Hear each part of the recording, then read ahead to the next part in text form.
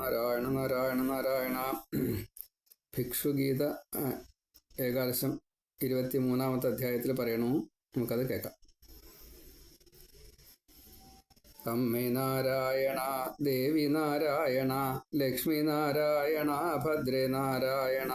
അമ്മ തന്നാശ്രയം, ദേവി തന്നാശ്രയം, അമ്മയല്ലാതെ മറ്റില്ലെനിക്കാശ്രയം.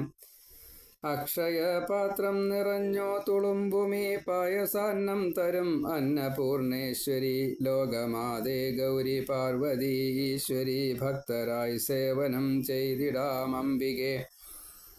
ശംഭോ മഹാദേവ ശങ്കര പാഹി മാം, ഗൗരീപദേ ശിവ മംഗളാരക്ഷമാം.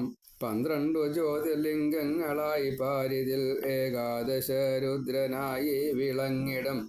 ശംഭോ മഹാദേവ ശങ്കര പാഹി മാം, ഗൗരീപദേ ശിവ മംഗളാരക്ഷമാം. കൃഷ്ണ ഹരേ ജയ, രാമ ഹരേ ജയ, വിഷ്ണു ഹരേ ജയ, ദേവനാരായണ. ശ്രീകൃഷ്ണനായ എൻ്റെ ഹൃത്തിൽ വസിക്കുവാൻ സാഷ്ടാംഗം വീണു നമസ്കരിക്കുന്നു ഞാൻ. കൈകൾ ശിരസിൻ മുകളിലായി കൂപ്പി ഞാൻ എന്നും തവ പാതേ എന്നെ അർപ്പിച്ചിടാം. സൽക്കഥ കേട്ടൻ തനു പുളകത്തോടെ നേടും തവ കൃപ അങ്ങിൽ ലയിക്കുവാൻ. കണ്ണു തുറന്ന് സ്വരരാഗമൊത്തു ഞാൻ കൃഷ്ണകഥ പാടും ചിത്തം തെളിയുവാൻ. കണ്ണീരാൽ പാദം കഴുകി മറന്നിടാം എൻ ദുഃഖം ദേഹമോഹങ്ങൾ മമതയം. വിഷ്ണു സ്വരൂപത്തെ ഓർക്കും സദാ മമ ചിത്തിൽ പ്രതിഷ്ഠിതമാകണേ സ്വരൂപമായി. എന്നുടെ മുക്തിക്കായി മൂവിധ കർമ്മവും നൽകാം ഫലമൊപ്പം അങ്ങയെ നേടുവാൻ. വിഷ്ണു സ്വരൂപത്തെ ഓർക്കും സദാ മമ ചിത്തിൽ പ്രതിഷ്ഠിതമാകണേ കൃഷ്ണനായി. എന്നുടെ മുക്തിക്കായി മൂവിധ കർമ്മവും നൽകാം ഫലമൊപ്പം അങ്ങയെ നേടുവാൻ. കൃഷ്ണ ഹരേ ജയ, രാമ ഹരേ ജയ, വിഷ്ണു ഹരേ ജയ, ദേവനാരായണ. ശ്രീകൃഷ്ണനായി എൻ്റെ ഹൃത്തിൽ വസിക്കുവാൻ സാഷ്ടാംഗം വീണു നമസ്കരിക്കുന്നു ഞാൻ. സർവത്ര ഗോവിന്ദനാമ സങ്കീർത്തനം. ഗോവിന്ദ ഗോവിന്ദ, നാരായണ നാരായണ നാരായണ നാരായണ. ശ്രീ ഗുരുവായൂരപ്പ ശരണം. ശ്രീമദ് ഭാഗവത മഹാപുരാണം ഏകാദശ സ്കന്ധം 23-ാം അധ്യായം.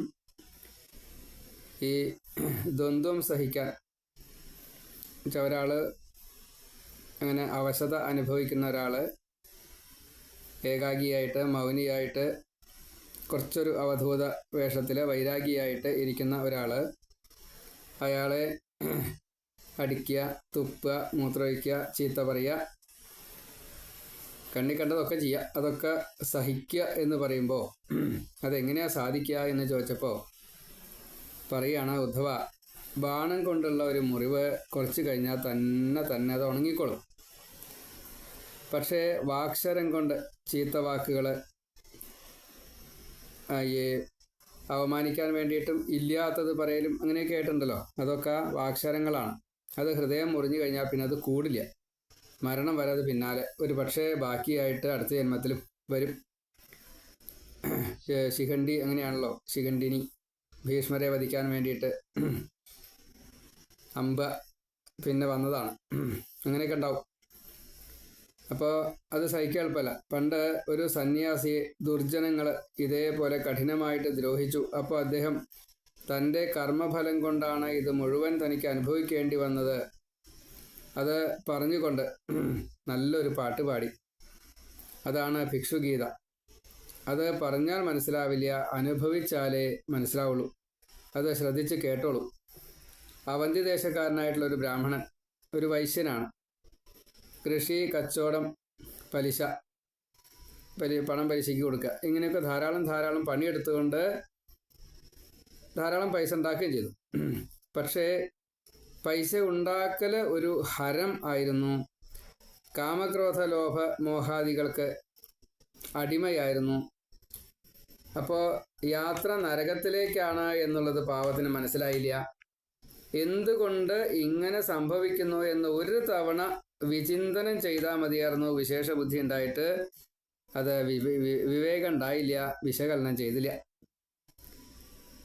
ഈ സമ്പാദിക്കുന്നത് മുഴുവൻ ആർക്കെങ്കിലും കൊടുക്കുക ഉണ്ടായില്ല.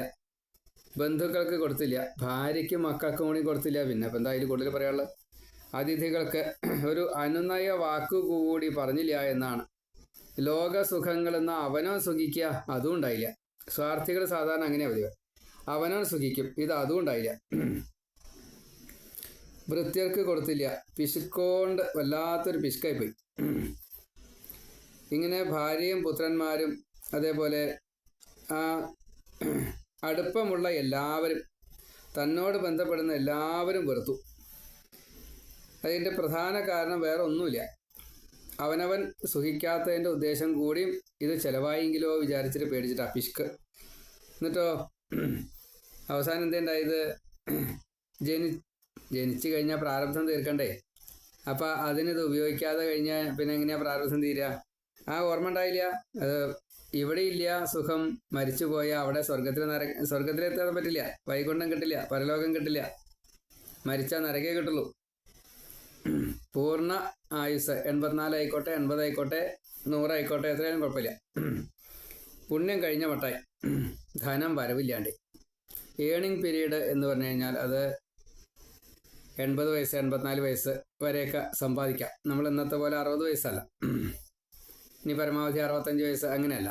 അത് സെൽഫ് ഏണിംഗ് പീരീഡ് എന്ന് പറഞ്ഞൊരു പീരീഡ് ഉണ്ട്. അത് ഭാഗവത പ്രകാരവും ഇപ്പം ഇപ്പോഴത്തെ ഭൗതിക പ്രകാരവും തമ്മിൽ വ്യത്യാസമുണ്ട്. എന്തായാലും ആ വരവ് നിന്നു, പുണ്യം മുഴുവൻ നശിച്ചു, അത് കാരണം സമ്പാദ്യം നിന്നു. ധനം കുമിഞ്ഞു കൂടിയിട്ടുണ്ട്, പക്ഷേ ആർക്കും ഒന്നും കൊടുക്കാത്തത് കൊണ്ട് ആർക്കും ഒരു താല്പര്യമില്ല. ഇനി പിന്നെ പറ്റിയതോ, പുണ്യങ്ങൾ ചെയ്യാൻ വേണ്ടിയിട്ട് പഞ്ചയജ്ഞം ചെയ്യുക, പഞ്ചദേവ നമസ്കാരം ചെയ്യുക. എന്നാൽ ഈ പിശുക്കൊണ്ട് മറ്റുള്ള കാര്യങ്ങളൊക്കെ ഉപേക്ഷിച്ച് കൊടുത്തുനിന്ന തേവാരം ഉപേക്ഷിക്കേണ്ട വെച്ചാൽ മതിയായിരുന്നു. അപ്പോൾ തേവാരം ഉപേക്ഷിച്ചു. തേവാരം കൂടി ഉപേക്ഷിച്ചപ്പോൾ ഒരു പുണ്യവും പിന്നെ ഈ ജന്മത്തിൽ ഉണ്ടാക്കിയിട്ടില്ല, മുഴുവൻ പാപമായിട്ട് മാറി. ഈ സമ്പാദ്യം മുഴുവൻ പാപായി. അപ്പോൾ പ്രായം കൂടി വന്നു, രോഗം കുറച്ചായിട്ട് വരാൻ തുടങ്ങി, ധന ആഗമമില്ലാണ്ടായി, രോഗം വരാൻ തുടങ്ങി. ഇത് കൺട്രോൾ ചെയ്യാൻ പറ്റാണ്ടേ, ശരീരത്തിന് ബലമില്ലാണ്ടേ. അപ്പോൾ എന്ത് സംഭവിച്ചു? കുറച്ചായിട്ട് മക്കളായിട്ടും ഭാര്യയായിട്ടും ഭൃത്യന്മാരായിട്ടും കള്ളന്മാരായിട്ടും രാജാവായിട്ടും പിന്നെ പ്രകൃതിയായിട്ടും അഗ്നിയും ജലവും ഭൂമി കുലുക്കോ സുനാമി എന്തൊക്കെ ഉണ്ടായി, കൊടുങ്കാറ്റൊക്കെ ഉണ്ടായി, ഒക്കെ പോയി. കത്തി എന്താ ചെയ്യുക? ഒന്നിച്ച് നോട്ട് കെട്ട് കത്തി എന്താ ഉണ്ടാവുക? നാട്ടുകാർ കുറേ തട്ടിപ്പറിച്ച് കൊണ്ടുപോയി. ഒരു ധർമ്മവും ചെയ്തില്ല, സുഖിച്ചില്ല. ധനമൊക്കെ പോയി. ധനം പോയി എന്ന് മാത്രമല്ല, അത് ഒന്നിച്ച് കൂട്ടി വയ്ക്കുകയല്ലേ ഉണ്ടായത്. പോയപ്പോൾ അണക്കെട്ട് പൊട്ടിയ പോലെ മുഴുവൻ പോയി, പിന്നെ ഒന്നുമില്ലാണ്ടേ. അടിയിലത്തെ മണ്ണും കൂടെ പോയി. അണക്കെട്ട് പൊട്ടിക്കഴിഞ്ഞാൽ അങ്ങനെയാണത്രേ. ഈ അണക്കെട്ടിൽ പ്രത്യേകത ഉണ്ട്, അങ്ങനെ ചളി വന്ന് കൂടി കുറേ ഉണ്ടാവും. അത് മുഴുവൻ ഈ വലിയൊരു പെരുമഴയത്ത് അങ്ങനെയൊക്കെ പൊട്ടിപ്പോകുമ്പോൾ ഈ മണ്ണടക്കാൻ പോവുക. മണ്ണിൻ്റെ ഒപ്പം പാറയൊക്കെ വന്നിട്ട് അതും പോവും. കാരണം ഈ വെള്ളത്തിൻ്റെ ആ ഒരു തീക്ഷ്ണമായിട്ടുള്ള ഒഴുക്ക് ഒന്നിനെയും തടുത്തു നിർത്താൻ പറ്റാത്ത രീതിയിൽ ഇത് സാന്ദ്രത കൂടുതലല്ലേ. അപ്പോൾ ഒന്നിച്ച് അതിൻ്റെ ഇത് ഒഴുക്കിൻ്റെ ശക്തി കൂടും, അപ്പോൾ മൊത്തം പോയി. എന്ന കൂട്ടത്തിൽ ഈ ധനം മുഴുവൻ പോയി. ഒന്നും വേണ്ട രീതിയിൽ വിനിയോഗിക്കാൻ കഴിയാതെ കണ്ട് ഇയാൾക്കൊന്നും കിട്ടിയില്ല. ഇയാളെ സ്നേഹിക്കുന്നവരാരും ഇല്ല ഇനി. അപ്പോൾ ബന്ധുക്കളാരുമില്ല, ഒറ്റപ്പെട്ടു. ഇയാളും ഇയാളുടെ ദേഹവും ഒഴിച്ച് ബാക്കി ഒന്നും ഇയാളുടേതായിട്ടില്ല. തുണി തന്നെ ഉണ്ടോ സംശയം. ഒരാൾക്കും ഒരു അനുകമ്പ പോലും ഇയാളോട് തോന്നിയതുമില്ല. അപ്പോൾ താൽക്കാലികമായിട്ടുള്ള ദുഃഖം അത് കരച്ചിലായിട്ട് കുറച്ചു നേരമൊക്കെ ഉണ്ടായി, പക്ഷേ ഉള്ളിൽ തട്ടി. ആദ്യത്തെ ജീവിതവും ധനസമ്പാദന മാർഗവും ധനത്തിൻ്റെ സൂക്ഷിപ്പും കാര്യങ്ങളൊക്കെ ചിന്തിച്ചു, ഉപയോഗിച്ചില്ല എന്നുള്ളത് മനസ്സിലായി. മറ്റവർ ഉപയോഗിക്കുന്നത് കൊണ്ടാണ് നമുക്ക് ഇത് കിട്ടിയത്. കാരണം കൃഷിയായാലും ശരി, വാണിജ്യമായാലും ശരി, പലിശയ്ക്ക് പണം കൊടുക്കായാലും ശരി, അവരൊക്കെ ഈ ആവശ്യങ്ങൾ നിറവേറ്റാൻ വേണ്ടിയിട്ടാണ് എന്നിലേക്ക് ധനം വന്നേർന്നത്. അവർ ഇതെല്ലാം സുഖിച്ചു, ഞാൻ ഇതൊന്നും സുഖിച്ചില്ല. എൻ്റെ ബന്ധുക്കളെ എന്നെ ആശ്രയിക്കുന്നവർക്ക് പോലും ഞാനൊന്നും കൊടുക്കാതെ കണ്ടിരുന്നു. അതിൻ്റെ പരിണത ഫലമാണ് അവരെന്നെ ഉപേക്ഷിച്ച് പോയത്. അപ്പോൾ ക്രമേണയായിട്ട് ജ്ഞാനം വന്നു. ജ്ഞാനം വന്നു കഴിഞ്ഞപ്പോൾ പ്രപഞ്ച മിഥ്യാബോധം ശരിക്കും മനസ്സിലായി, ഉള്ളിൽ തട്ടി. വൈരാഗ്യം വന്നു. താത്വികമായിട്ട് വിചാരം ചെയ്യാൻ തുടങ്ങി. നല്ലോണം ചിന്തിച്ചു.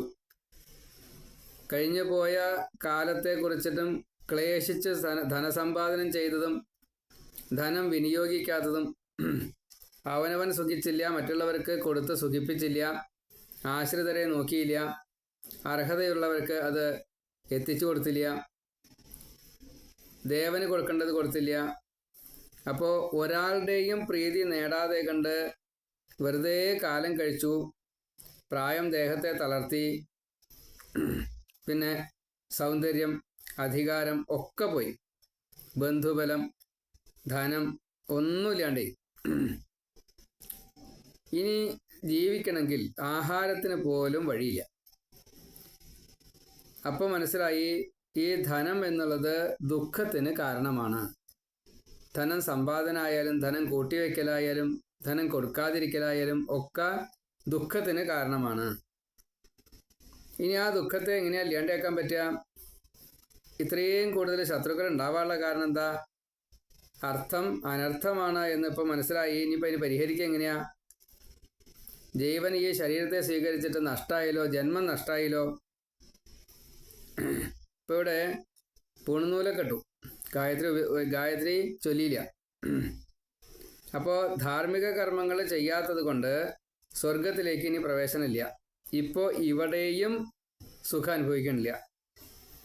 ഇനി ജ്ഞാനം കൊണ്ട് മോക്ഷം നേടുക, അത് മാത്രമേ വഴിയുള്ളൂ. അതിന് സമയമുണ്ടോ എന്ന് നിശ്ചയില്ല. 20 കൊല്ലം കൂടി സ്വതം ജീവിക്കാനുള്ള വകുപ്പുണ്ട്, അല്ലെങ്കിൽ 16 കൊല്ലം കൂടി ജീവിക്കാനുള്ള വകുപ്പുണ്ട്. അത്രയേ വേണ്ടൂ. വിദ്യ നേടാൻ 16 കൊല്ലം വേണ്ടൂ. അത് വെറുതെ നാമം ജപിച്ചാൽ കിട്ടും ചെയ്യും. അപ്പം ഇനി മോക്ഷ തടസ്സം ഇപ്പം ജ്ഞാനമില്ലായ്കയാണ്. അപ്പം ജ്ഞാനത്തെ ഞാൻ നേടും. ഇങ്ങനെ കുറേശ്ശെയായിട്ട് പലതും ആലോചിക്കാൻ തുടങ്ങി. യൗവനം മുഴുവനും നഷ്ടപ്പെടുത്തിയല്ലോ. ഈ ജ്ഞാനികൾക്കും ധനമോഹമുണ്ട്. ഇത് ഭഗവാന്റെ മായ കൊണ്ടാണ് ഇങ്ങനെ സംഭവിച്ചത്. എന്നിലും ഭഗവാൻ സന്തുഷ്ടനാണ് എന്ന് പെട്ടെന്ന് അങ്ങോട്ട് തോന്നിയെന്നാ. എന്താ കാരണം? വൈരാഗ്യം വന്നു. പെട്ടെന്ന് ഒരു വൈരാഗ്യം, ഉള്ളിൽ നിന്നുള്ള പ്രേരണയാണ്. ആ വൈരാഗ്യം ഇങ്ങോട്ട് വന്ന് എനിക്ക് ജ്ഞാനം നേടണം എന്ന് അങ്ങോട്ട് തോന്നിയതോട് കൂടിയിട്ട് ഭഗവാൻ എന്നിൽ സന്തുഷ്ടനാണ് എന്ന് അങ്ങോട്ട് തോന്നി. വൈരാഗ്യം അങ്ങോട്ട് കിട്ടിക്കഴിഞ്ഞപ്പോൾ ഇനി മുക്തിയാണ് ലക്ഷ്യം. അതിന് എന്നെ കൊണ്ട് കഴിയുന്നത് മുഴുവൻ ഞാൻ ചെയ്യും. സമയം പ്രശ്നമല്ല. ഖട്വാങ്കൻ ഒരു മുഹൂർത്തം കൊണ്ട് മുക്തനായിട്ടുണ്ട്. ഇനി എനിക്ക് ഉപേക്ഷിക്കാൻ പോലും ഒന്നുമില്ല. ഞാനില്ല, എൻ്റെ ഇല്ല, എനിക്കില്ല, ഒന്നുമില്ല. എല്ലാം വിട്ടു. അപ്പം എനിക്കിപ്പോൾ സന്യാസം എന്നുള്ളത് ഓട്ടോമാറ്റിക്കായിട്ട് എൻ്റെ കയ്യിൽ വന്നു ചേർന്നു. ഇപ്പോൾ ഞാൻ ശാന്തനാണ്. കാരണം വൈരാഗ്യം വന്നപ്പോൾ ശാന്തനായി, ആത്മാരാമനായി. പൂർവ്വജന്മത്തിലുള്ള ജ്ഞാനം നേടിയ അതൊക്കെ ഓർമ്മ വന്നു. അപ്പോൾ ആ ഒരു ജ്ഞാനിയായിട്ട് മാറി. പിന്നെ ദേഹത്തെ 100 കൊല്ലം ജീവിപ്പിക്കാൻ വേണ്ടിയിട്ട് ഭിക്ഷ എടുക്കാൻ ഒരു നിയമമുണ്ട് സന്യാസിക്ക്. അപ്പോൾ അതുകൊണ്ട് ആഹാരം മാത്രം ഭിക്ഷ, അത് മാത്രമേ ഇനി ഞാൻ ചെയ്യുള്ളൂ എന്നുള്ള ഉറപ്പിച്ചു. ഭിക്ഷ യാചിക്കുക എന്നുള്ള ഗൃഹങ്ങളിൽ ചെന്നിട്ട് ഗൃഹസ്ഥന്മാരോട് ഭിക്ഷ യാചിക്കണം എന്നില്ല. ഇപ്പം മരത്തിൻ്റെ ചുവട്ടിലാണ് നിൽക്കുന്നത്. മരത്തിനോട് പറഞ്ഞാൽ മതി, എനിക്ക് ഒരു ഫലം തരൂ, എനിക്ക് തിന്നാനുള്ള കായ, ഇല, വേര് എന്താ വെച്ചാൽ തരൂ എന്ന് പറഞ്ഞു കഴിഞ്ഞാൽ, അപ്പോൾ പ്രകൃതിയിൽ ചില നിയമങ്ങളൊക്കെ ഉണ്ട്. അതാ കൊള്ളി നിൽക്കണു, അതിങ്ങോട്ട് പറിച്ചോളൂ. ക്യാരറ്റ് നിൽക്കണു, അതിങ്ങോട്ട് പറിച്ചോളൂ. അത് കൃഷി ചെയ്തിട്ടാണ് ഉണ്ടാവുക. കൃഷി ചെയ്യാതെ കണ്ടും ചില വനവിഭവങ്ങളൊക്കെ ഉണ്ട്. വേര് തിന്നാൻ പറ്റും, കായ തിന്നാൻ പറ്റും, ഇല തിന്നാൻ പറ്റും. അത് കാണിച്ചു കൊടുക്കും. പൊട്ടിക്കാൻ പറ്റിച്ചാൽ തിന്നാം, അല്ലെങ്കിൽ വീണ് കിടക്കുന്നത്, കൊഴിഞ്ഞ് കിടക്കുന്നത് പറക്കി തിന്നാം. പലതും ഉണ്ട്. അതൊക്കെ ദാനമായിട്ട് കണക്കാക്കണം. ദാനം എന്നുള്ളത് നമ്മൾ ഗൃഹത്തിൽ ചെന്നു ചോറും കൂട്ടാനും വാങ്ങി ആഹാരം, അതല്ല ദാനം. ഈ എനിക്കുള്ള ആഹാരത്തെ ഞാൻ ഭിക്ഷയായിട്ട് സ്വീകരിക്കുമെന്നാണല്ലോ പറഞ്ഞത്. അപ്പോൾ ഗൃഹസ്ഥന്മാരുടെ അടുത്ത് ചെന്നിട്ട് ഈ കിണ്ണം കൊണ്ട് ചെന്നിട്ട് എനിക്ക് ചോറ് തരൂ എന്ന് പറയുന്നതല്ല ഭിക്ഷ, അതും ഭിക്ഷയാണെന്നേ ഉള്ളൂ. ഈ കാട്ടിൽ പക്ഷികൾ കൊത്തിയിട്ടുള്ള മാങ്ങയോ എന്താ വെച്ചാൽ അത് പഴങ്ങൾ, അവിടെ ഈ വേവലാതിയൊന്നും വേണ്ട. അയ്യോ പക്ഷി കൊത്തിയതൊന്നും നമുക്ക് ചെയ്യാൻ പറ്റില്ല, തിന്നാൻ പറ്റില്ല, അങ്ങനെയൊന്നുമില്ല അവിടെ. അവിടെ വിഷം തീണ്ടൂല്ല, അങ്ങനെയുള്ള വിഷയമൊന്നും അവിടെ വരില്ല. അതങ്ങനെയാണ് പ്രകൃതിയുടെ നിയമത. അതുകൊണ്ട് ഇഷ്ടമുള്ളത് തിന്നാൽ മതി, സ്വീകരിച്ചാൽ മതി, അധികം കഴിക്കില്ല. അപ്പം അങ്ങനെ ഭിക്ഷയെ സ്വീകരിക്കാം, എല്ലാവരിൽ നിന്നും ഭിക്ഷയെ സ്വീകരിക്കാം. നദിയോട് ഭിക്ഷ യാചിക്കാം, വെള്ളം തരൂ കുടിക്കാൻ. നമ്മളിത് ചോദിക്കുകയും പറയുമൊന്നും വേണ്ട, അവിടെ ചെല്ലുക കുടിക്കുക, അത്രേ വേണ്ടൂ. ഈ സങ്കല്പം ഉണ്ടായാൽ മതി. അതാണ്. അങ്ങനെ ഓരോന്നും കിടക്കാൻ സ്ഥലം തരൂ ഭൂമി എന്ന് പറഞ്ഞിട്ട് വേണം കിടക്കാനായിട്ട്. ശ്രീമാധവായ നമ, വലത്തോട്ട് തിരിഞ്ഞ് കേശവായ നമ, ഇടത്തോട്ട് തിരിഞ്ഞ് മാധവായ നമ, വലത്തോട്ട് തിരിഞ്ഞ് കേശവായ നമ. അങ്ങനെയൊക്കെ ഉണ്ടേ. അങ്ങനെയൊക്കെ കിടക്കുമ്പോഴും എഴുന്നേൽക്കുമ്പോഴും ചെല്ലേണ്ടതായിട്ടുള്ള മന്ത്രമാണ്. ഇടത്തോട്ട് തിരിഞ്ഞ് കേശവായ നമ, വലത്തോട്ട് തിരിഞ്ഞ് മാധവായ നമ. എന്തായാലും അങ്ങനെ ഭിക്ഷ കിട്ടാൻ വേണ്ടിയിട്ട് നടന്നു. ഇതും ഭിക്ഷയാണ്, ഗൃഹങ്ങളിൽ ചെന്ന് വാങ്ങൽ ഭിക്ഷയാണ്. അപ്പോൾ ആരും ഒന്നും കൊടുക്കാണ്ടേ, ആരും ഒന്നും കൊടുക്കാതെ കണ്ട് പട്ടിണി കിടന്നുകൊണ്ട് കുറേ ദിവസം അങ്ങനെ കഴിയും. അങ്ങനെ ആളുകൾ കുറേശ്ശൊക്കെ ദ്രോഹിക്കാൻ തുടങ്ങി. കാരണം നാട്ടിലല്ലേ. ഒരിക്കൽ കുറച്ച് ആഹാരം കിട്ടി. അപ്പോൾ ഒരു നദീ തീരത്തേക്ക് നടന്നു ഈ ആഹാരം കൊണ്ട്. അവിടെ ഇരുന്ന് കഴിക്കാൻ തുടങ്ങി, ഒരു മരത്തിൻ്റെ ചോട്ടിൽ ഇരുന്നിട്ട്. അപ്പോൾ കുറേ ആൾക്കാർ ഈ ഇങ്ങനെ ചീത്തത്തം ചെയ്യുന്നതായിട്ടുള്ള കുറച്ച് ആളുകൾ അവിടെ വന്നു, അയാളെ ദ്രോഹിക്കാൻ തുടങ്ങി. ഇയാളുടെയിലാണെന്ന് വെച്ചാൽ ഒരു വടിയുണ്ട്, ഒരു മാലയുണ്ട്, ഒരു ചെറിയൊരു ഭാണ്ഡക്കെട്ടുണ്ട്. അതൊക്കെ വലിച്ചെടുത്തു ഈ കൂളന്മാർ. എന്നിട്ട് എന്തെങ്കിലും പറയണം എന്ന് ആ രീതിയിൽ പലതും ചെയ്തു നോക്കി. ഇയാൾ മൗനാണ്, അന്നത്തെ ദിവസം മൗനാണ്.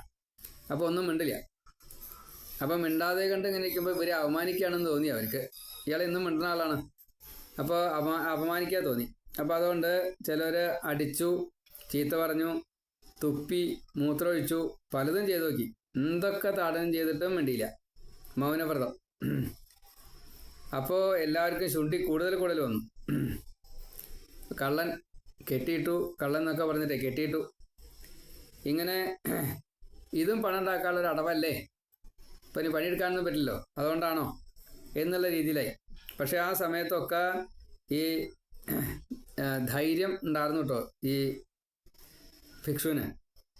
പിന്നെ ഇവർ പറയുകയാണ്, ഇതൊരു ഭഗധ്യാനാണ്, താപ്പ് കെട്ടിക്കഴിഞ്ഞാൽ ഒക്കെ തട്ടിപ്പറിച്ചെടുക്കും. കൊറ്റി അങ്ങനെയാണ്. മത്സ്യത്തിനെ കണ്ടു കഴിഞ്ഞാൽ ഒറ്റക്കാലിൽ നിന്നിട്ട് ധ്യാനം ചെയ്യും. പക്ഷേ മത്സ്യത്തിനെ കണ്ടു കഴിഞ്ഞാൽ കാലം അങ്ങോട്ട് വെച്ചു, കൊക്ക് താഴ്ത്തി മത്സ്യത്തിനെ പിടിച്ചു തിന്നു. ഇത് കള്ളത്തരാണ്. അപ്പം അതുകൊണ്ട് ഈ ഉപദ്രവം, ഈ രോഗം, പിന്നെ അതാത് ഋതുകാലത്തിലെ വിഷമങ്ങൾ ഒക്കെ സഹിച്ചുകൊണ്ട് ആ ഭിക്ഷു അങ്ങനെ നടക്കുകയാണ്. വിശ്വാസം, ഭഗവാനുള്ള വിശ്വാസം, എല്ലാ കാര്യങ്ങളും ഇതേപോലെ സഹിക്കുക. തിദിക്ഷാഭാവത്തിൽ, അടിയായാലും വേണ്ടില്ല, മുദ്രയ്ക്കലായാലും വേണ്ടില്ല. ഭക്ഷണത്തിലേക്കും അവനവൻ്റെ മേലേക്കൊക്കെ അത് ചെയ്യണതേ, നമുക്ക് ചിന്തിക്കാൻ പോലും പറ്റില്ല. സമചിത്തനായിട്ട്, സമഭാവനായിട്ട് ഈ മുഴുവൻ സന്യസിച്ചുകൊണ്ട്, സന്യാസിക്ക് വേണ്ട ഗുണത്തേക്കാൾ കൂടുതൽ ഗുണം ഉണ്ടായിരുന്നു എന്നാണ്, അത്രയ്ക്കും കൂടുതൽ. അങ്ങനെ ഭഗവാനെ തന്നെ സ്തുതിച്ചുകൊണ്ട് സ്വന്തം അനുഭവത്തെ പ്രത്യേക രീതിയിൽ പറഞ്ഞു എന്നാണ്. ആ പറഞ്ഞതാണ് പാട്ടായിട്ട് മാറിയത്. സുഖദുഃഖ കാരണം എന്താണ് എന്നതാണ് ചോദ്യം. ജനങ്ങളാണോ, ദേവതയാണോ, കാലമാണോ, കർമ്മമാണോ, മനസ്സാണോ, സംസാരചക്രം തിരിക്കുന്ന അതോ ഭഗവാനാണോ? ഈ ത്രിഗുണം നമ്മളെ എന്തുകൊണ്ട് ഇങ്ങനെ മനസ്സിനെ ബാധിക്കുന്നു, ശരീരത്തിനെ ബാധിക്കുന്നു, കർമ്മഫലം ഇങ്ങനെ അനുഭവിക്കേണ്ടി വരുന്നത് എന്തുകൊണ്ടാണ്, സുഖദുഃഖങ്ങൾ അനുഭവിക്കുന്നത് എന്തുകൊണ്ട്? ഈ സാക്ഷിയായിട്ട് എല്ലാം അറിയുന്ന ഭഗവാൻ ഈ പ്രാരബ്ധം തീർക്കാൻ വേണ്ടിയിട്ട് പുണ്യപാപങ്ങളായിട്ട് ഈ കർമ്മങ്ങളുടെ ഫലങ്ങൾ ഓരോന്ന് വന്നു ചേരുന്നത് മുഴുവൻ അനുഭവിപ്പിക്കുകയാണ്. ഞാൻ എൻ്റെ, എനിക്ക് എന്നൊക്കെ കരുതുന്നത് മുഴുവൻ എൻ്റെ എന്നുള്ളത് ഭഗവാന്റെയാണ്. അപ്പോൾ അതൊക്കെ സ്വതവേ വേണ്ട രീതിയിൽ ഉപയോഗിക്കുകയാണെന്ന് വെച്ചാൽ ദാനധർമാദികളൊക്കെ ചെയ്ത് ആചാരാദികളൊക്കെ ചെയ്ത് മനസ്സടക്കാനുള്ള മനോ നിഗ്രഹ ലക്ഷണാന്താഹ, അതിന് വേണ്ടിയിട്ടാണ് ചെയ്യേണ്ടിയിരുന്നത്. ഞാൻ ചെയ്തില്ല. മനസ്സടക്കി കഴിഞ്ഞാൽ ദേവന്മാർ കൂടി നമ്മളെ ബഹുമാനിക്കുമെന്ന് പുരാണത്തിൽ പറഞ്ഞിട്ടുണ്ട്. ഞാനത് ചെയ്തില്ല. മനസ്സ് ചഞ്ചലമാണ്. സഞ്ചരിക്കുന്നതായിട്ടുള്ള ആ മനസ്സിനെ കടിഞ്ഞാണിട്ട് ഇന്ദ്രിയ വൃത്തി നിരോധനം ചെയ്യണം. അതിനുള്ള ഉപായമാണ് ഈ ദശമസ്കന്ധം കൃഷ്ണലീല. പിന്നെ ഈ പ്രപഞ്ചത്തിൽ ജനിച്ചു കഴിഞ്ഞാൽ ശത്രു മിത്രം ഉദാസീനം എന്ന ഒരു ബന്ധം ആ രീതിയിലേ കണക്കാക്കാവൂ. ഇതുപോലും മൂഢതയാണ്. ഒന്ന് എന്ന് ചിന്തിച്ചാൽ ശത്രുവില്ല, മിത്രമില്ല, ഉദാസീനമില്ല, ദ്വന്ദ്വമില്ല. ശരീരാഭിമാനം കൊണ്ടാണ് ഈ 3 ഭാവങ്ങളും വരുന്നത്. അതുപോലും ഉപേക്ഷിക്കാൻ സാധിക്കും. ശരീരാഭിമാനം ഉപേക്ഷിച്ചാൽ മതി. ജനമാണ് ദുഃഖഹേതു എങ്കിൽ ആത്മാവ് എന്നിലുമുണ്ട്, അവരിലുമുണ്ട്. പിന്നെ എങ്ങനെയാണ് ഞാൻ എനിക്ക് വേണ്ടിയിട്ട് ദുഃഖം ഉണ്ടാക്കുക? ദേഹമാണെങ്കിൽ അവരുടെ ദേഹവും എൻ്റെ ദേഹവും പാഞ്ചഭൗതികമാണ്. ആ മണ്ണും ഈ മണ്ണും ഒന്ന് തന്നെയാണ്, വ്യത്യാസമൊന്നുമില്ല. നമ്മൾ ഊണ് കഴിക്കുന്ന സമയത്ത് രുചിപ്രദമായിട്ട് എന്തെങ്കിലും കഴിക്കുമ്പോൾ പെട്ടെന്ന് ധൃതി കൂടിയിട്ട് നാവുമ്പിൽ കടിച്ചു വെച്ചാൽ, ചുണ്ടുമ്പിൽ കടിച്ചു വെച്ചാൽ നമ്മൾ ആരോടാ ചീത്ത പറയുക? ആരെയാ പരിഭവം? ഒന്നും ചെയ്യാൻ കൂട്ടിയാൽ പറ്റില്ല. ഇനി ഇന്ദ്രിയ ദേവതകളാണ് ദുഃഖത്തിന് കാരണം വെച്ചാൽ അവരിലുള്ള ഇന്ദ്രിയ ദേവതയും നമ്മിലുള്ള ഇന്ദ്രിയ ദേവതയും തമ്മിൽ എന്താ വ്യത്യാസം? 2 ഇന്ദ്രിയ ദേവതമാർ തമ്മിൽ അവർ ശണ്ട കൂടാറില്ല. പക്ഷെ എന്നിട്ട് നമ്മൾ അനുഭവിക്കുന്ന ദുഃഖം എന്തുകൊണ്ടാണ്? ആത്മാവാണെങ്കിൽ അത് ഒന്നേ ഉള്ളൂ, സുഖം ദുഃഖം ആത്മാവിനില്ല. ഇനി ഗ്രഹങ്ങൾ, ഭൂമി തൊട്ടുള്ള ഗ്രഹങ്ങളുണ്ടല്ലോ, ചൊവ്വ, ശനി, ഗുരു, രാഹുകേതുക്കൾ, അതൊക്കെ ഗ്രഹങ്ങളാണ്. അതാണ് വെച്ചാൽ അവർക്കും എനിക്കും എല്ലാവർക്കും ബാധകമായിട്ടല്ലോ ഗ്രഹം ആകാശത്ത് നിൽക്കുന്നത്. രാശി, ഗ്രഹം, നാള്, ഇതൊക്കെ അങ്ങനെയല്ലേ വരിക? സമയം നോക്കിയല്ലേ ഗ്രഹനില കണക്കാക്കുക. അപ്പോൾ ആത്മാവിന് ജനനമില്ല, മരണമില്ല. പിന്നെ എങ്ങനെയാണ് എനിക്ക് ഈ ദുഃഖങ്ങൾ ഉണ്ടാവണത്? കർമ്മമാണോ? കർമ്മം പോലും അല്ല എന്നാണ് പറയണത്. കാരണം ജഡമായിട്ടുള്ളൊരു വസ്തുവാണ് കർമ്മം ചെയ്യുന്നത്. അതെങ്ങനെയാണ് ജീവനെ ബാധിക്കുക? കർമ്മം ചെയ്യുന്നത് ദേഹിയാണ്. അതിനെ ഫലമായിട്ട് ഈ തീറ്റുന്നത് ഈശ്വരനാണ്. സുഖദുഃഖാദികളാണ് അതിൻ്റെ ഭോഗം. അതിൻ്റെ ഫലം മോക്ഷമാണ്. അപ്പോൾ ആത്മാവിന് കർമ്മമില്ല, ജന്മമില്ല. അതേപോലെ തന്നെ ഈ ജീവൻ സ്വതേ ഈ കർമ്മം ജന്മങ്ങളൊന്നും ഇല്ലാത്തത് കൊണ്ട്, ഇരുട്ടും വെളിച്ചവും ഒരുമിച്ച് നിൽക്കാത്തത് കൊണ്ട് യഥാർത്ഥത്തിലുള്ള ജ്ഞാനിക്ക് ഈ ദേഹബോധം അത് വരുകയേയില്ല. ജ്ഞാനിക്ക് കേട്ടോ, നമുക്കൊക്കെ വരും, നമ്മൾ ജ്ഞാനിയല്ല. ഈ ചൈതന്യമായിട്ടുള്ള ജീവാത്മാവ് ജഡത്തിലേക്ക് താൽക്കാലികമായിട്ട് പ്രവേശിച്ചു, ഈ ദേഹത്തിലേക്ക് പ്രവേശിച്ചു എന്നത് ശരിയാണ്.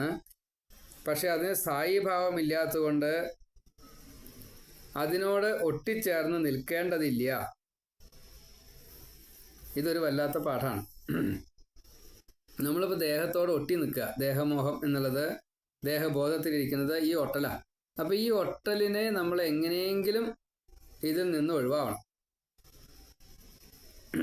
കാലമല്ല, കാലം അതാത് കാലത്താണ്. നമുക്കിപ്പം ഋതുകാലത്ത്, അതായത് മഴക്കാലത്ത് മഴയുടേതായിട്ടുള്ള എല്ലാ വിഷമങ്ങളും ഉണ്ടാവില്ലേ? ചൂട് കാലത്ത് ഭയങ്കര ചൂട്, ഭയങ്കര പ്രശ്നമാണ്. ഭയങ്കര തണുപ്പ്, മഞ്ഞുകാലം വലിയ പ്രശ്നമാണ്. അപ്പോൾ അതാത് കാലത്ത് നടക്കുന്നതൊക്കെ നടക്കണില്ലേ? പക്ഷേ ഇത് എനിക്ക് മാത്രമല്ലോ, എല്ലാവർക്കും ഇല്ലേ ഒരേപോലെ? നമ്മുടെ മനസ്സിൻ്റെ ദുഃഖം നമ്മൾ അത് ഏറ്റെടുക്കുമ്പോഴാണ് സംഭവിക്കുന്നത്. നമ്മളത് ഏറ്റെടുക്കണ്ട. നമ്മളത് ഏറ്റെടുക്കുന്നത് ദേഹബോധം കാരണം കൊണ്ടാണ്. ദേഹത്തിനാണ് തണുപ്പ്, ദേഹത്തിനാണ് ചൂട്, ദേഹത്തിനാണ് ഈ മഴ. അപ്പം നമ്മൾ ദേഹബോധം വിട്ട് കഴിഞ്ഞാൽ ഈ മഴയില്ല, കാറ്റുമില്ല, തണുപ്പുമില്ല. അത്രത്തോളം നമുക്ക് വലുതാവാൻ പറ്റുമോ? അത്ര നമ്മൾ വലുതായിട്ടില്ല. അത്ര വലുതായിച്ചാൽ നമ്മൾ ദ്വന്ദ്ം കടന്നു ജ്ഞാനിയായി. അപ്പം അതില്ല. ഈ വെയിലായാലും ശരി, അഗ്നിയായാലും ശരി, ചൂട് ഏതിനാ? അത് ശരീരത്തിനാണേ. പിന്നെ സൂര്യൻ്റെ ചൂട്, ഇപ്പോൾ നമ്മൾ പുഴ അല്ലെങ്കിൽ കടൽ തീരം അവിടെ ചുട്ട് പഴുത്ത് കിടക്കുന്നതായിട്ടുള്ള മണൽ, പുഴയിൽ വെള്ളമില്ലാത്ത മണൽ എന്ന് കൂട്ടുക. വെള്ളമില്ലാത്ത കാലം, നല്ല വേനൽക്കാലം. അപ്പോൾ മണലിങ്ങനെ ചുട്ട് പഴുത്ത് കിടക്കുക. അത് സൂര്യനാണെച്ചാലോ അത്രത്തോളം തീക്ഷ്ണമായിട്ടുള്ള രീതിയിലാണ്. നമുക്ക് ചെരുപ്പ് ഉണ്ടെങ്കിൽ ഈ പുഴ അങ്ങോട്ട് കടക്കാൻ വലിയ പ്രയാസമൊന്നും ഉണ്ടാവില്ല. ചെരുപ്പ് ഇല്ലാതെ കണ്ട്, കുടയില്ല ചെരുപ്പുമില്ല, നമ്മൾ പുഴ മറ്റേ മറികടക്കണമെങ്കിൽ മണലിൽ കൂടെ നടന്ന് പോണച്ചാൽ പറ്റില്ല, കാരണം കാല് പൊള്ളും. കുട ഇല്ലെങ്കിലും നമുക്ക് ചെരുപ്പുണ്ടെങ്കിൽ ഈ പുഴ കടക്കാൻ പറ്റും, ഈ മണൽത്തീരം അത് താണ്ടാൻ പറ്റും. മറ്റത് പറ്റില്ല, എന്താ കാരണം കാല് പൊള്ളും. എന്ന കൂട്ടത്തിൽ ഈ ഉപാസന വേണ്ട രീതിയിൽ ഉണ്ട് എങ്കിൽ കവചമായിട്ട് കുടയും ചെരുപ്പും നമുക്ക് കിട്ടും. ഉപാസന ഇല്ലെങ്കിൽ ഈ കവചം ഉണ്ടാവില്ല, കുടയും ഉണ്ടാവില്ല, ചെരുപ്പും ഉണ്ടാവില്ല. ഇപ്പം നമ്മൾ മഞ്ഞിൻ്റെ തണുപ്പ് ഐസിനെ ബാധിക്കുമോ? അഗ്നിയുടെ ചൂട് തീയിനെ ബാധിക്കുമോ എന്ന് വെച്ചാൽ, ഈ ഒരു പൊരി, ഒരു കനലെന്ന് കൂട്ടുക. ആ കനൽ എടുത്തിട്ട് നമ്മൾ ഈ കത്തുന്ന തീ ഇങ്ങനെ ആളി കത്തുകയാണ്. ആ ആളി കത്തുന്നതിലേക്ക് ഈ കനലിട്ട് കഴിഞ്ഞാൽ തീയിനോ കനലിനോ മറ്റെന്തെങ്കിലും ഭേദഭാവങ്ങളുണ്ടാവുമോ? പ്രകൃതിയിൽ അതിൻ്റേതായിട്ടുള്ള എല്ലാ കാര്യങ്ങളും നടന്നുകൊണ്ടേയിരിക്കും. അത് മുഴുവൻ ദേഹത്തിനെയാണ് ബാധിക്കുന്നത്, ജീവനെ അല്ല. അപ്പം ജീവനെ ബാധിക്കാത്തവർത്തോളം ഇത് നമുക്ക് അത് വിഷമം ഉണ്ടാക്കേണ്ട കാര്യമില്ല, നമുക്ക് ദുഃഖം ഉണ്ടാക്കേണ്ട കാര്യമില്ല. അപ്പം ഇത് മനസ്സിൻ്റെ ഭ്രമമാണ്. ആ മനക്കൽപ്പിതമായതുകൊണ്ട് മനസ്സിനെ നിയന്ത്രിച്ചാൽ പിന്നെ ഈ 3 ശോകങ്ങളും നമ്മളെ ബാധിക്കില്ല. സഞ്ചിത പാപമായാലും ബാധിക്കില്ല, ഇപ്പോഴുള്ള ദുഃഖമായാലും ബാധിക്കില്ല, മരണം വന്നാലും ബാധിക്കില്ല. എന്താ കാരണം? ശരീരബോധമില്ല. ഋഷിമാർക്ക് പോലും ഇതിനെ മറികടക്കാൻ പറ്റാത്തത് കൊണ്ടാണ്, അവർ ദേഹബോധത്തിൽ ഇരിക്കുന്നത് കൊണ്ടാണ് ഇത് അനുഭവിക്കേണ്ടി വരുന്നത്. അപ്പം ഞാൻ അതിനെ മറികടക്കും എന്നാണ് ഈ ഭിക്ഷു പറയണത്. കാരണം ഇത്രയൊക്കെ സമ്പാദിച്ച് കൂട്ടിയിട്ട് വേണ്ടതുപോലെ ഉപയോഗിക്കാൻ തോന്നിക്കാതെ നശിപ്പിച്ചതും ഭഗവാൻ തന്നെയാണ്. അപ്പോൾ ആ ഭഗവാനെ ആശ്രയിച്ചാലാണ് ഇത് ഉണ്ടാക്കണം എന്നുള്ള തോന്നലുണ്ടായത് ദേഹബോധം കൊണ്ടാണ്, ഉപയോഗിക്കാതിരുന്നത് ബുദ്ധിമോശം കൊണ്ടാണ്. പക്ഷേ ഇപ്പം എനിക്ക് ബുദ്ധി കിട്ടി, ഞാൻ ഉപയോഗിച്ചു വെച്ചാലും ഉപയോഗിച്ചില്ലെങ്കിലും ഇങ്ങനെയൊക്കെ തന്നെയാണ്. അന്ന് കുറേശ്ശെയായിട്ട് കൊടുക്കേണ്ടത് ഒന്നിച്ചു കൊടുത്തു, അത്രയേ ഉള്ളൂ. ഇത് കൊണ്ടുപോയത് ആരൊക്കെയാ? രാജാവ് ടാക്സായിട്ട് കൊണ്ടുപോയി. അത് ആ രീതിയിൽ എന്നും കൊടുക്കേണ്ടതായിരുന്നു, കൊടുത്തില്ല. മക്കള്, പേരക്കുട്ടികൾ, ഭാര്യ ഒക്കെ കൊണ്ടുപോയി. ഞാൻ അവർക്ക് എന്നും കൊടുക്കേണ്ടതായിരുന്നു, അവർ ഒന്നിച്ചു കൊണ്ടുപോയി, അത്രയേ ഉള്ളൂ. ദാനധർമാദികൾ ചെയ്യണം, അപ്പോൾ നാട്ടുകാരും ബന്ധുക്കളൊക്കെ കവർന്നു കൊണ്ടുപോയി. അവർക്ക് ഞാൻ കുറേശ്ശെ കൊടുക്കേണ്ടത് അവരൊന്നിച്ച് എടുത്തു കൊണ്ടുപോയി, അത്രേ വ്യത്യാസമുള്ളൂ. അപ്പോൾ നഷ്ടബോധം ഉണ്ടോ? ഇല്ല. അപ്പോൾ ദുഃഖം വരുമോ? ഇല്ല. അപ്പോൾ യഥാർത്ഥത്തിൽ ഈ മനസ്സ് ജ്ഞാനിയായി കഴിഞ്ഞു. ഈ ജീവൻ ജ്ഞാനം നേടിയത് കൊണ്ട്, ദ്വന്ദ്വം കടന്നത് കൊണ്ട്, പുണ്യം നല്ലോണം കിട്ടിയത് കൊണ്ട്, ഭഗവാന്റെ കൃപ കിട്ടിയത് കൊണ്ട് വൈരാഗ്യം വന്നു, രക്ഷപ്പെടാനുള്ള ആ ഭാവത്തിലെത്തി, മുക്തിക്ക് അർഹത നേടി. പിന്നീട് നാമം ജപിച്ചുകൊണ്ട്, ഭഗവാനെ സ്മരിച്ചുകൊണ്ട്, പിന്നെ വേറൊന്നും വേണ്ട, വെറും നാമം ജപിച്ചുകൊണ്ട് രക്ഷപ്പെട്ടു. ഇങ്ങനെ ഈ ഭവാർണവത്തെ മറികടക്കാൻ വളരെ എളുപ്പമാണ്. കുറച്ച് വൈരാഗ്യ ബുദ്ധി മാത്രമേ വേണ്ടൂ. കണ്ണും ചെവി ഒന്ന് തുറന്നു വെച്ചാൽ മതി, എന്നാ മനസ്സിലാവും. ഉദ്ധവ, ഇങ്ങനെ ഭിക്ഷു പാട്ട് നിർത്തിയിട്ടോ, സർവസംഘ പരിത്യാഗിയായിട്ട് സഞ്ചരിച്ചു. മനസ്സ് ഈ ബുദ്ധി കൊണ്ട് നല്ലോണം വിശകലനം ചെയ്തുകൊണ്ട് ഈ പ്രകൃതിയെ മുഴുവൻ വിട്ടു, ദേഹത്തെ മുഴുവൻ വിട്ടു, എന്നിൽ എത്തിച്ചേർന്നു. മനസ്സ് ഭഗവാനിൽ എത്തിയതോട് കൂടിയിട്ട് ബാക്കിയുള്ള ഒന്നും ബാധിക്കാതെ കണ്ടായി. അപ്പോൾ ശത്രുവില്ല, മിത്രമില്ല, ഉദാസീനമില്ല. മനസ്സ് വേറൊന്നും സങ്കല്പിക്കണില്ല, വികല്പമില്ല. അപ്പോൾ യാതൊന്നുമില്ല, ഒന്നും അറിയില്ല. അപ്പോൾ ആത്മാരാമനായിട്ട് സഞ്ചരിച്ചു.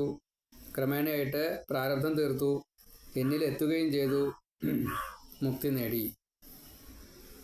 അപ്പം ഇങ്ങനെ നേടാനുള്ള കാരണം എന്താ? ഇത് മുഴുവൻ താത്വികമായിട്ട് അറിഞ്ഞു. അതാണ് തത്വം എത്രയുണ്ടെന്നൊക്കെ ചോദിച്ചില്ലേ, ആ താത്വികമായിട്ട് അറിഞ്ഞു. അതാണ് ജ്ഞാനം. അതിൻ്റെ പരമകാഷ്ഠയിലെത്തി. എന്താണ്? മുഴുവൻ ഭഗവാനാണ്, സൃഷ്ടിക്ക് മുന്നേ ഭഗവാനാണ്. ഈ സൃഷ്ടിച്ചതിൽ ഭഗവാനായിട്ട് തന്നെ ഭഗവാൻ നിൽക്കുന്നു. വിരാട് രൂപിയായിട്ട്, സ്വരാട് രൂപിയായിട്ട്, വിശ്വരൂപിയായിട്ട്. അതിൽ വ്യഷ്ടിയിൽ ഓരോന്നിലും ഭഗവാൻ പ്രവേശിച്ചിരിക്കുന്നു, സാക്ഷിയായിട്ട് മാറി നിൽക്കണു. ജ്ഞാനം പരമഗുഹ്യമേ യത് വിജ്ഞാന സമന്വിതം സരഹസ്യം തദങ്കഞ്ച ഗൃഹാണ ഗരിതം മയ യാവാനഹം യഥാഭാവോ യദ് രൂപ ഗുണകർമ്മക തഥൈവ തത്വവിജ്ഞാനം അസ്തുതേ മത അനുഗ്രഹാൽ അഹമേവ അസമേവാഗ്രേ നാണ്യദ്യാൽ സരസത്പരം പശ്ചാത്തഹം യഥേതച്ച യോവശിഷ്യേത സോസ്മ്യഹം. വെറുതെ അർത്ഥം യൽ പ്രതീയത ന പ്രതീയത ചാത്മനി തദ്വിദ്യാത് ആത്മനോ മായാം യഥാ അഭാസോ യഥാതമ യഥാ മഹാന്തി ഭൂതാനി ഭൂതേഷു ഉച്ചാവചേഷുണു പ്രതിഷ്ഠാനി അപ്രതിഷ്ഠാനി തഥാ തേഷുന തേഷ്വഹം. ഏതാവദേവ ജിജ്ഞാസ്യം തത്വജിജ്ഞാസുനാത്മന അന്യ വ്യതിരേകാഭ്യാം യൽ സ്യാൽ സർവത്ര സർവദാ ഏതന്മതം സമാധിഷ്ഠ ഭവേന. ഇത് മുഴുവൻ ഭഗവാൻ തന്നെയാണ്. ചതുശ്ലോകി ഭാഗവതം 7 ശ്ലോകങ്ങളെ കൊണ്ട് പറഞ്ഞതാ. അപ്പം ഇത് സൃഷ്ടിച്ച ബ്രഹ്മാവിനെ പോലും ബാധിക്കാത്ത രീതിയിൽ ഞാൻ എന്താ ബ്രഹ്മാവിനെ അനുഗ്രഹിക്കുന്നു എന്നാ പറഞ്ഞത്. ഇത് എൻ്റെയാണ് എന്ന് തോന്നണ്ട. അപ്പോൾ ഇത് ഉണ്ടാക്കിയതായിട്ടുള്ള ഈ ഭിക്ഷുവിന് ഇത് എൻ്റെ അല്ല എന്ന് തോന്നിയതിന് എന്താ അത്ഭുതമുള്ളത്? അപ്പോൾ ബ്രഹ്മം ഒന്നേ ഉള്ളൂ. അത് ഇച്ഛ കൊണ്ട് രണ്ടാമതൊന്നായിട്ട് മാറി. അത് രണ്ടാമതൊന്നല്ല, അനേകങ്ങൾ അതാത് നിമിഷത്തിൽ ഉണ്ടാവണു, നിലനിൽക്കണു, മറിയണു, അങ്ങനെ നടന്നുകൊണ്ടിരിക്കുക, അനുസ്യൂതം നടന്നുകൊണ്ടിരിക്കുക. അതിലൊന്നിൽ നമ്മൾ, അത്രയേ ഉള്ളൂ. അപ്പം ഈ പ്രകൃതിയെ വേണ്ട എന്ന് വെച്ചാൽ മതി. അറിവാകുന്ന ആ ഉപായം കൊണ്ട് ഞാൻ പ്രകൃതിയിൽപ്പെട്ടതാണ്, പ്രകൃതി രണ്ടാമത്തേതാണ്, അത്രേ ചിന്തിക്കണ്ടു.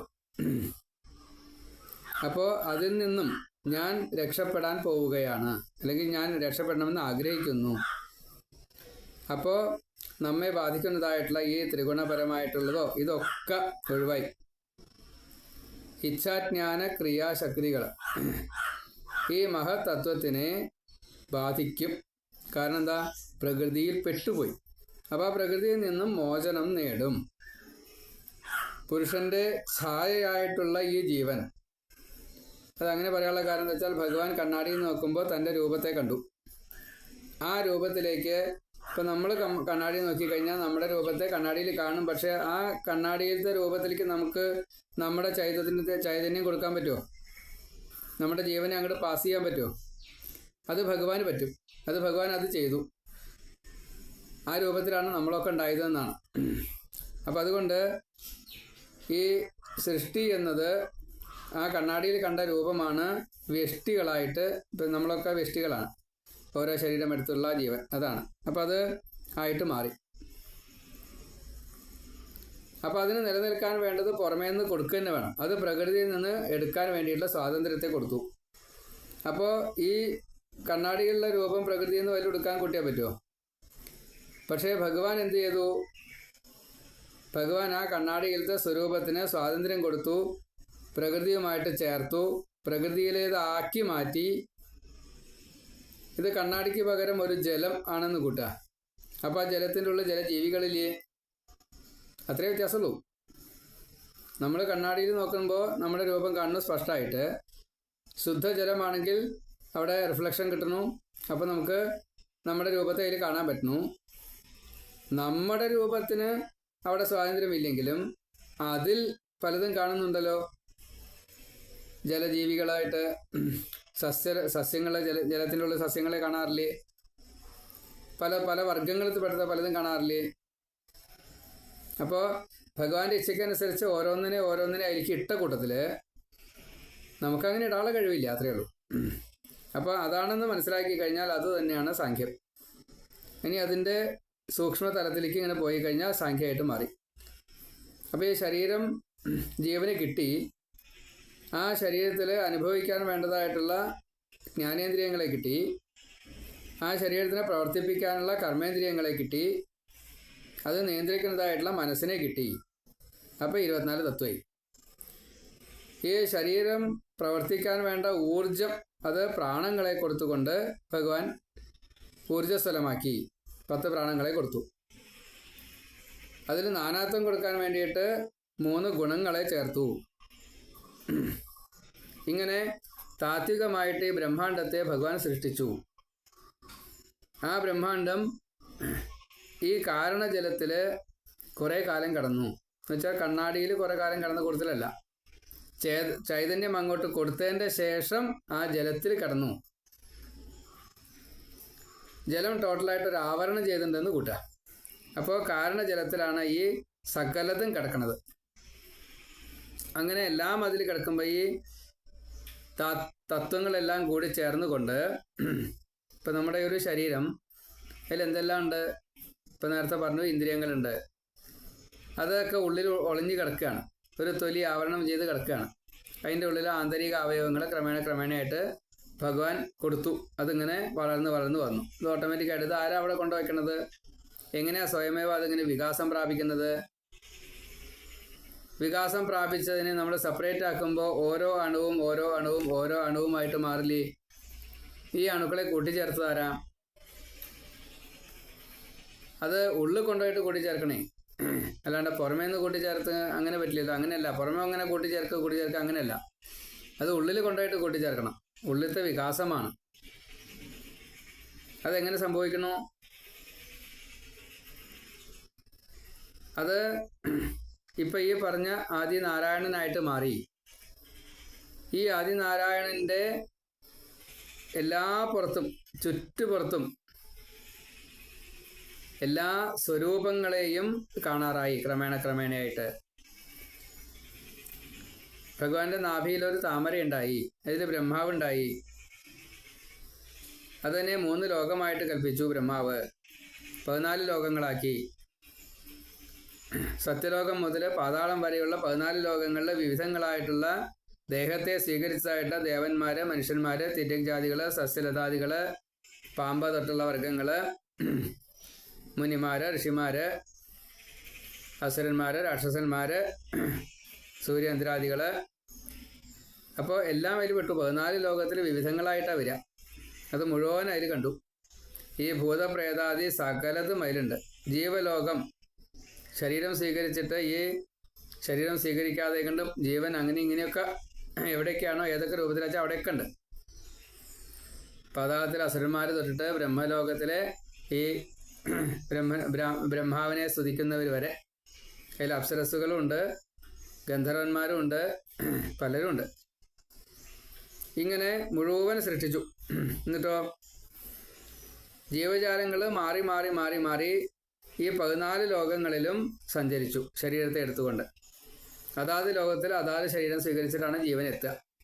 അതിൻ്റെ കുറച്ച് കാലം അവിടെ നിൽക്കും, എന്നിട്ട് അവിടുന്ന് പോരും. ഇപ്പം നമ്മൾ പൂജാരിയാണെച്ചാൽ ശ്രീലാകത്ത് കയറുമ്പോൾ പൂജാരിയുടെ വേഷമാണ്. നമ്മളൊരു ഓഫീസിൽ പോവുകയാണെന്ന് വെച്ചാൽ പാൻറ്റും ഷർട്ടും അങ്ങനെയിട്ടുള്ള രൂപത്തിലാണ് പോവുക. ആണെങ്കിൽ നീന്തലിൻ്റെ വേഷം വേറെയല്ലേ. അപ്പം ഇങ്ങനെ വിവിധ വേഷങ്ങളിൽ വിവിധ ലോകത്തിൽ ചെന്ന് താമസിച്ചു ഈ ജീവൻ. അത്രയേ ഉള്ളൂ. പുരഞ്ചരോപാഖ്യാനം പറയണത് അതാണ്. ഇതിൽ ഒടുക്കം പറഞ്ഞത് മനുഷ്യനായിട്ട് വന്നു, ഭാരതത്തിൽ കർമ്മഭൂമിയിലെത്തി. കർമ്മം വേണ്ട രീതിയിൽ ചിന്തിച്ചില്ല, അതുകൊണ്ട് അബദ്ധം പറ്റി. പുനർജന്മത്തിനുള്ള കാരണത്തെ കൂടി പറഞ്ഞു. വീണ്ടും പുനർജന്മം എടുത്തു. വിരക്തി വന്നു, മുക്തിക്ക് അർഹത നേടി, ഹംസം വന്നു, കൂട്ടിക്കൊണ്ടുപോയി. അപ്പോൾ ഇൻ ബിറ്റ്വീൻ അനുഭവിച്ചതായിട്ടുള്ള ഇന്ദ്രിയങ്ങളിലൂടെ ആ ലോകങ്ങളിലേക്ക് പോയി, ഈ ലോകങ്ങളിലേക്ക് പോയി. കൂട്ടുകാരുണ്ടായിരുന്നു കൂടെ. വീട്ടിൽ പത്നി ഉണ്ടായിരുന്നു, സംരക്ഷിക്കാൻ പാമ്പുണ്ടായിരുന്നു, പ്രാണങ്ങൾ. അപ്പോൾ ഇത് മുഴുവൻ ഈ പ്രപഞ്ചത്തിൽ, ഈ സാഖ്യയോഗത്തിൽ ഇപ്രകാരത്തിലാണ് പ്രപഞ്ചത്തിൽ ഓരോ ജീവനും ഇങ്ങനെ അനുഭവിക്കുന്നത്. അത് ശരീരം മാറി സ്വീകരിക്കുക എന്നത് ജനിക്കുക, മരിക്കുക. സ്ഥലം ദേശം മാറി വരിക എന്നുള്ളത് പാതാളത്തിലായാലും മറ്റേ സത്യലോകത്തിലായാലും ഭൂമിയിലായാലും എന്നുള്ള വ്യത്യാസം. അതേപോലെ ഈ ദ്രവ്യം, കാലം, കർമ്മം, സ്വഭാവം, ജീവൻ, ദേശം, കാലം എല്ലാം വ്യത്യാസമുണ്ടേ. അതാത് കാലത്ത് അപ്പം അങ്ങനെ അതാത് സമയത്ത് ഇതിനെ അനുഭവിക്കുന്നതിന് സംസാരം എന്ന് പറഞ്ഞു. ഭക്തനായിട്ട് എൻ്റെ ഭഗവാന്റെ കൃപ കൊണ്ട് ഭഗവാങ്കിൽ തന്നെ എത്തിക്കുക എന്നത് ഇത് അനുഭവിക്കുമ്പോഴും കുഴപ്പമൊന്നുമില്ലാതെ കണ്ട് അങ്ങോട്ട് എത്തിച്ചേരുന്ന ക്രമേണയായിട്ട് നമ്മൾ പരിപൂർണമായിട്ട് എല്ലാവരും അതിലേക്ക് ലയിച്ചു ചേരും. അത് ആത്യന്തിക പ്രളയം. എന്നിൽ നിന്ന് അന്യമായിട്ട് യാതൊന്നുമില്ല എന്ന് ഭഗവാൻ ഉറപ്പിച്ചു. ഇതാണ് സാഖ്യയോഗം. ഇത് നമുക്ക് ബോധ്യം വന്നു കഴിഞ്ഞാൽ പിന്നെ നമുക്കും വ്യത്യാസങ്ങളൊന്നുമില്ല. ഇങ്ങനെ സാഖ്യയോഗത്തെ അവിടെ പറഞ്ഞു വെച്ചു. അപ്പോഴാണ് ഗുണവൃത്തികളെ ചോദിച്ചത്. അത് 25-ാമത്തെ അധ്യായത്തിലാണ്. ഇപ്പോൾ നമ്മൾ 23-ഉം 24-ഉം 2 അധ്യായങ്ങളാണ് പറഞ്ഞത്. ഇനി ഗുണവൃത്തികളെക്കുറിച്ച് 25-ാമത്തെ അധ്യായം. പിന്നെ ക്രമേണയായിട്ടത് പൂജാവിധിയിലേക്ക് എത്തും. അത് നമുക്ക് ക്രമേണയായിട്ട് കയറാം. അടുത്തേൽ കിടക്കാം. സർവത്ര ഗോവിന്ദ നാമസങ്കീർത്തനം. Govinda Govinda Narayana Narayana Narayana. YouTube channel subscribe ചെയ്യുക. ഒരു ബെൽ ബട്ടൺ അമർത്തുക. അപ്പോൾ തരുന്നത് ഇങ്ങനെ കേൾക്കാൻ സാധിക്കും. അതിൽ പ്ലേ സ്റ്റോർ എന്നൊരു ഇത് എഴുതി കാണും. അതിൽ ഞെക്കിക്കഴിഞ്ഞാൽ ഒരു തവണ വെച്ച് കഴിഞ്ഞാൽ അത് കണ്ടിന്യൂസ് ആയിട്ട്, ഇപ്പോൾ ഏകാദശം നമ്മൾ തുടങ്ങിയത് അതവിടെ പറഞ്ഞല്ലോ, ഏകാദശം തുടങ്ങി എന്നുള്ളത്. അപ്പോൾ ആ ഏകാദശം തുടങ്ങിയത് വെച്ച് കഴിഞ്ഞാൽ ഇപ്പോൾ ഈ ഏകാദശം മുഴുവനെ കേൾക്കാൻ പറ്റും, കണ്ടിന്യൂസ് ആയിട്ട് കേൾക്കാൻ പറ്റും. അപ്പോൾ നമുക്ക് സമയത്തിനനുസരിച്ച് അതിങ്ങനെ എഴുതിയെടുക്കുക, എന്ത് വേണിച്ചാൽ ചെയ്യാൻ സാധിക്കും. അങ്ങനെ കേൾക്കാൻ തരാവട്ടെ. സർവത്ര ഗോവിന്ദ നാമ സങ്കീർത്തനം. ഗോവിന്ദ ഗോവിന്ദ. ഇതിലൊരു ശ്രദ്ധ ഉണ്ടാകുമാറാകട്ടെ. നാരായണ നാരായണ നാരായണ.